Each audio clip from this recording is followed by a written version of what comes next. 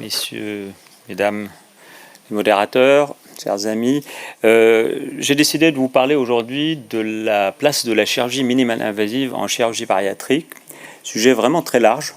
On vient d'avoir un peu un aperçu de la chirurgie robotique qui n'est que la dernière étape du développement de la chirurgie minimale invasive. En fait, la chirurgie minimale invasive, c'est tout ce qui a été fait par les chirurgiens pour rendre la chirurgie par définition une agression qui la rend moins agressive. Et ça va du premier laparoscope, comme vous voyez, qui a été mis dans un ventre en fin des années 80, jusqu'au développement plus récent de la chirurgie robotique. Alors, j'ai l'habitude de partager cette évolution sur 3 étapes, 3 ères. La première étape a été le développement de la laparoscopie. C'était 90, 2000, 2005. Les chirurgiens se sont mis à une nouvelle façon de faire. Au lieu d'ouvrir grand le ventre, on va mettre des petites incisions, moins agressives donc, moins invasives, avec une caméra et des petits instruments qui rentrent par là. La laparoscopie. Et ça, au fur et à mesure, on a appliqué cette nouvelle technique aux chirurgies les plus courantes. Dans les années 2000, après la maîtrise de cette technique, on a commencé à appliquer la laparoscopie à des chirurgies beaucoup plus complexes. La chirurgie du foie, qui est réputée être hémorragique, la chirurgie de l'œsophage, mais là aussi se place la chirurgie bariatrique qui n'a pas été au départ connue comme une chirurgie très banale en cœlioscopie. Donc la deuxième ère est le développement de la laparoscopie avancée. Et après avoir fait quasiment toutes les chirurgies abdominales par cette nouvelle technique minimale invasive, la laparoscopie, il y a eu l'ère à partir des années 2010 à peu près, qui est l'ère d'optimisation de tout cela. L'ère d'optimisation, alors on a essayé de rendre cette chirurgie minimale invasive déjà encore moins agressive, et vous allez voir en utilisant plusieurs choses, en utilisant des trocars, c'est-à-dire des incisions encore plus petites, en utilisant moins d'incisions, jusqu'à une seule incision, et puis en utilisant des nouvelles technologies qui aident à la chirurgie, qui sont la vision tridimensionnelle, l'intelligence artificielle, mais aussi la robotique qui vient d'être brillamment traitée par ma collègue.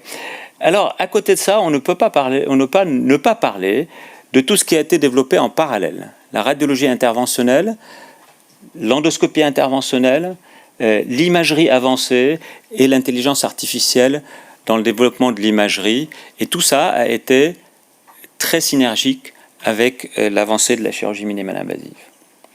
Alors là, j'ai pris un plan qui colle un petit peu notre évolution à Antoine Becler, notre contribution à l'évolution de cette chirurgie minimale invasive. Je commence par un premier sujet, la mini-laparoscopie. Alors la laparoscopie, c'est des incisions qui vont de 5, on est de là à là, de 5 à 12 mm. Là, ça schématise un peu l'incision. La mini-laparoscopie, ou micro-laparoscopie, ou nidoloscopie, scarless surgery, chirurgie sans escar, comme aiment dire les Américains, c'est en dessous de 3 mm. Donc effectivement, la différence n'est pas banale, c'est moins agressif, l'incision est plus petite. Mais il y a des difficultés, il faut des instruments spécifiques, notamment des instruments plus petits mais qui gardent leur rigidité, des instruments plus petits mais qui gardent leur préhension, par exemple pour une pince. Et ça, nous avons pu démontrer, après le développement de certains instruments avec... notamment avec des laboratoires français, la microcystoscopie, on l'a développé. On a fait le proof of the concept, on a prouvé la faisabilité de cette technique dans une chirurgie qui est la plus fréquente en chirurgie digestive, la cholécystectomie, mais aussi une des chirurgies les plus faciles, qui nous a aidé à prouver ce concept. Et on a démontré que c'est faisable, que c'est reproductible, qu'il n'y a pas de morbidité supplémentaire et qu'évidemment, il y a des avantages qu'on peut comprendre qui sont les avantages de la mini-invasion. Et puis surtout, on s'est dit que c'est probablement applicable à plein d'autres interventions. Une des premières interventions à laquelle on l'a appliqué, c'est la sleeve gastrectomie. Si vous voulez bien appuyer sur le film. Alors là, c'est une sleeve normale. Alors, je suis rapide, mais pas aussi rapide que ça. C'est x4, la vitesse. Alors, vous voyez, normalement, on met 4 trocars. Là, vous vous rappelez le schéma de 12 et de 5 mm. Là, on met 1 de 5, 1 de 12 et 2 de 3 mm ici, qui sont tout fins et qui traumatisent quasiment pas la paroi. Et les chirurgiens qui connaissent un peu plus, à l'intérieur, on ne voit pas la différence. On a les mêmes instruments qui sont effectivement un peu plus petits, mais grâce aux industriels, on a pu les faire suffisamment rigides pour pouvoir faire l'intervention. Bien. Alors, on va passer ça. Après, on a essayé de diminuer le nombre d'incisions. Donc, petites incisions, mais moins d'incisions. Et là, on s'est aidé de certains dispositifs, certains devices, comme celui-là. Ce dispositif permet de soulever, vous voyez le foie ici, il le soulève. Alors, pour ça, on utilise normalement une pince de 5 mm. Dans 99% des chirurgiens en France, ils utilisent une pince de 5 mm, si ce n'est pas de 10 mm, pour soulever le foie. Ben là, on va utiliser juste une aiguille qui traverse la paroi comme ça et qui permet de soulever le foie. Donc, une agression inutile d'une pince de 5, on va la remplacer par une aiguille de 3 mm. Et là, on a développé, on a standardisé ce qu'on appelle la technique de sleeve gastrectomie à 3 trocars. Mini-laparoscopie à 3 trocars. Si on pousse cette réflexion de minimale invasive au maximum, et là certains diront obsessionnels, ils ont été jusqu'au vraiment au bout du bout, on utilise le single port, c'est-à-dire un seul trocar pour mettre tous les instruments, donc une seule incision. C'est une technique qui n'a pas pris beaucoup d'essor, mais qui est très adaptée aux chirurgies qui nécessitent d'enlever un organe, comme la sleeve gastrectomie. Cette chirurgie nécessite à la fin d'agrandir un des orifices de la cœlioscopie pour retirer l'estomac, n'est-ce pas? Et donc, pourquoi ne pas agrandir dès le départ cette incision à 3 cm qui permet de retirer l'estomac et l'utiliser avec plusieurs instruments? Alors, l'idée est bonne, mais il faudra développer des instruments aussi qui sont courbes, qui nous permettent de ne pas beaucoup tricoter dans notre trocar. Donc, il y a des bénéfices qui paraissent évidents, mais il y a ce problème des instruments. Et là encore, il y a eu le développement d'instruments qui sont, vous voyez ici l'optique, il est courbe, c'est-à-dire il peut être courbé à 90 degrés, qui dégage cet instrument de l'axe de travail, des pinces qui sont courbes, et puis on a gardé la main droite avec une pince droite qui permet d'être précis dans ses mouvements pour la pince droite de l'opérateur. Et ceci nous a permis, donc avec ces instruments, d'avoir une technique bien standardisée, avec en fin de compte une courbe d'apprentissage qui a été assez courte. Moi, dans le service, tous les chefs de clinique, très rapidement, au bout de 2 mois, la maîtrisent, mais avec des instruments spécifiques dont je vous ai parlé, l'optique flexible, donc plus cher qu'un optique normale, un trocar, multitrocar, qui est plus cher que 4 trocars habituels. Voilà l'optique flexible, la pince à double courbure, et puis le reste, ceux qui ne connaissent pas, tout ce qu'il y a dessus, c'est des instruments banaux de laparoscopie. Voilà, c'est les seuls 2 instruments. Donc on avait fait notre première étude de faisabilité dans les années 2012, je crois. On a publié les premiers 1000 malades avec des bons résultats.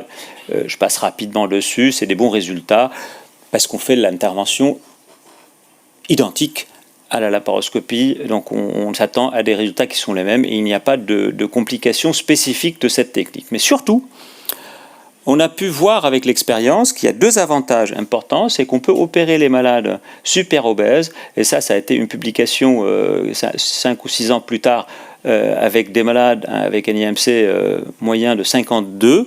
Donc c'est faisable aussi pour les grands IMC avec un rajout de trocar de moins que 10% des malades. La deuxième piste qu'on a vue à l'expérience et qui est très importante, c'est chez les malades qui ont déjà été opérés. Là, vous avez un exemple d'un malade qui a eu une grande laparotomie pour une transplantation hépatique et chez qui on a fait la sleeve après par le monotrocar. Alors pourquoi on peut le faire? Parce que la cœlioscopie, quand il y a des adhérences dues aux interventions antérieures, peut être impossible. On peut être obligé de réouvrir très grand pour enlever les adhérences. Or, avec le trocar unique, on a une petite incision qui nous permet, sous contrôle de la vue, de créer de façon centrifuge un petit espace de travail. Et de cet espace de travail, on l'expand avec ces instruments qui partent de façon centrifuge. Donc on a pu opérer, et vous voyez, c'est pas peu de malades, hein. Il y a 8% des malades qui ont une laparotomie antérieure, et nous on a des niches comme les malades déjà opérés de transplantation hépatique que nous opérons et chez qui le risque de laparotomie est assez élevé. La sleeve low impact, c'est de mettre la technique. On peut appuyer sur le film, s'il vous plaît. C'est de mettre ensemble la microcélioscopie et ou le trocar unique avec, là c'est le trocar unique, avec un pneumopéritoine de 10 mm. Et ça, vous avez tous entendu parler de ça. On dit qu'il y a des douleurs irradiantes à l'épaule après les célioscopies. C'est parce qu'on gonfle beaucoup. Et ça, ce pneumopéritoine, on le met encore plus élevé chez les patients obèses, puisque la paroi est plus lourde. Or, on s'est rendu compte que pendant quelques temps de l'intervention, des temps difficiles, on a besoin d'un pneumopéritoine à 14 ou 16 mm de mercure. Mais 80% du temps opératoire, on peut tout à fait opérer, et là vous le voyez dans cet exemple, avec un pneumopéritoine de 10 mm de mercure, ce qui est 4 ou 6 mm de mercure plus bas que ce qu'on utilise normalement. Donc, et ça c'est, bon, les chirurgiens qui sont présents en salle, nous on dit la cholécystectomie je la fais avec 12, la sleeve je la fais avec 14, l'hépatectomie on la fait, donc il y a un chiffre, et en fait ce chiffre il est le même du début à la fin de l'intervention. C'est totalement absurde et je ne sais pas pourquoi. Personne, pour l'instant, n'a dit « mais non, on pourra garder le 14 mm quand je dissecte l'angle de His parce que c'est un peu plus difficile, mais dans 80% de l'intervention, on peut faire la chirurgie avec une pression plus basse qui est à 10. Et ça, c'était le sujet de ce travail-là et qu'on a appelé Sleeve Low Impact parce qu'on a combiné plusieurs choses. Pneumopéritoine bas, microcélioscopie, mais également instillation d'anesthésie dans le péritoine. Enfin, il y a eu plusieurs petites améliorations pour cette nomination. Voilà, je crois qu'on a été jusqu'au bout de ce qu'on a pu faire pour l'instant pour la sleeve. Je ne sais pas comment on fera pour faire moins agressif que ça, mais il y a toujours des idées. Pour le bypass, on a profité en fait de notre expérience de la sleeve pour appliquer ça sur le bypass, parce qu'historiquement, on a fait plus de sleeve que de bypass, et petit à petit, il y a des indications plus cadrées du bypass. Donc, on a utilisé le trocar unique pour le bypass, mais pas tout seul. Dans la tête des gens, trocar unique, c'est un seul trocar. Et en fait, non, on peut utiliser le trocar unique à la place de 3 trocars, et puis rajouter dans le bypass, pour réaliser les sutures, 2 autres trocars. Maintenant, on les prend, là vous voyez 5 et 12, et maintenant on prend 3 et 5 de ce côté-là. Donc, on a profité de ce qu'on a fait avec la sleeve pour faire le bypass à 3 trocars, mais comme vous le savez, probablement, les bypass sont souvent faits avec 5, voire plus de trocars. Ça, c'est un bypass. Vous pouvez appuyer sur le film, s'il vous plaît. Ça, c'est un bypass 3 trocars qui montre simplement qu'on a les mêmes gestes qu'avec un bypass normal, sauf que cette pince est une pince courbe, hein, double courbure. L'instrument opérateur, pour garder cette précision, reste droit. Et puis là, on dissèque l'estomac. On va le sectionner. Bon, je ne vais pas vous avancer beaucoup plus sur le film, mais c'est surtout, en fait, ce qu'on voit là-dedans, c'est des gestes habituels d'un bypass normal, mais qu'on peut faire avec 3 orifices au lieu de 5 ou 7. Next. Hop, je vais aller un peu plus vite.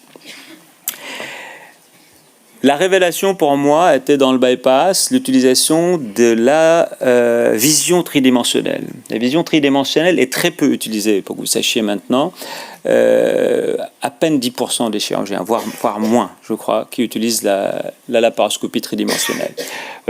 La technologie, vous la connaissez probablement autant que moi. On utilise au bout de la caméra de l'optique, on utilise 2 caméras et l'opérateur il a des lunettes et la superposition de ces images permet de voir en réel, en fait, en tridimensionnel.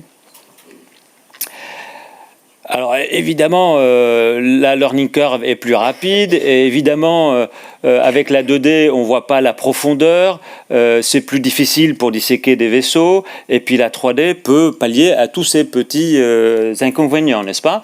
Tout est positif, surtout quand on se trouve avec une vision 2D comme ça, reprise chirurgicale, en 2D, on voit, franchement, il faut connaître bien son anatomie et fouiller un petit peu pour essayer de comprendre, alors qu'en 3D, en récupérant cette troisième dimension, je pense qu'on opère mieux et plus vite. Alors les inconvénients, il y en a toujours un petit peu, c'est évidemment le prix, mais ça commence à se démocratiser, les colonnes tridimensionnelles. Et puis il y a certains chirurgiens qui disent qu'on fatigue avec les lunettes au bout de quelques heures de travail. C'est moins vrai avec les colonnes de nouvelle génération. Donc qu'est-ce qui reste ? Ça c'est pour ceux qui veulent revoir un peu mon avis sur la 3D, mais qu'est-ce qu'il reste donc comme message à avoir sur la 3D ? Je ne vais pas vous le lire, je vais vous donner un exemple, vous allez comprendre ce que je pense de la 3D. Je pense surtout, jusqu'à quand on va avoir le droit d'opérer avec la vision par 2D. Je vous donne un exemple. Si vous allez voir votre chirurgien qui vous opère par la parotomie pour vous enlever n'importe quoi, un cancer. Et vous voyez votre chirurgien le jour de votre intervention avec un œil qui est caché par un pansement parce qu'il a une conjonctivite ou autre. Est-ce que vous êtes rassuré ? Je ne pense pas. Est-ce qu'il a le droit de vous opérer avec un œil en moins ? Je ne pense pas. Je ne sais pas ce que dit la loi de ça, je n'ai pas cherché, mais je ne pense pas. Mais c'est exactement ça en fait. Et 80%, voire 90% de nous opérons en 2D encore. Et ça, c'est probablement pour un problème de prix, de coût. Alors après, je n'ai pas pu ne pas mettre un peu de robot, même si je savais que la question allait être traitée. La robotique, c'est du minimal invasif. On a commencé à le développer avec l'air également. Alors, c'est du minimal invasif à double tranchant. C'est du minimal invasif parce que ça vous permet de voir mieux, donc de disséquer plus finement. Mais les instruments sont encore gros. Pour quelqu'un qui s'est battu pendant 15 ans pour avoir des instruments de 3 mm ou une seule incision unique, quand j'ai eu le robot, je suis revenu obligatoirement à utiliser 4 incisions de 8 à 12 mm. Donc pour moi, ça a été un petit recul, mais on recule un petit peu pour mieux sauter, parce qu'il y a des nouveaux robots qui se développent. Là, je vous mets un peu le listing des robots, et vous voyez qu'il y a ici, je pense, les robots single port. Donc il y a une nouvelle génération de robots, ça c'est le robot que vous avez vu tout à l'heure, qui est le plus fréquent, mais les mêmes là ont développé un robot single port, qui est très peu utilisé encore, mais qui est en train d'arriver. Mais il y a 3 autres qui sont arrivés, et cette évolution a été très lente, et maintenant c'est explosif. Il y a 4 robots trocars uniques qui arrivent sur le marché. Donc moi je pense que ça va prendre de l'essor. Alors enfin, on ne peut pas parler de chirurgie minimale invasive sans parler de prise en charge minimale invasive. Parce que quand on a la philosophie du minimal invasif, on ne regarde pas que ce qu'on voit ici, une case qui est la chirurgie. Cette case doit être entourée par tout le reste, la réalimentation rapide, pas de drainage, pas de sonde gastrique, une anesthésie adaptée multimodale. Et tout ça, c'est une prise en charge minimale invasive avec la chirurgie. On peut regrouper ça, et moi c'est comme ça que je verrai la chirurgie d'avenir, là, du futur, des quelques années qui arrivent, c'est l'évolution en parallèle de ces techniques chirurgicales grâce aux nouvelles technologies, associées à tout ce qui est prise en charge périopératoire minimale invasive. Je vous remercie. Merci beaucoup.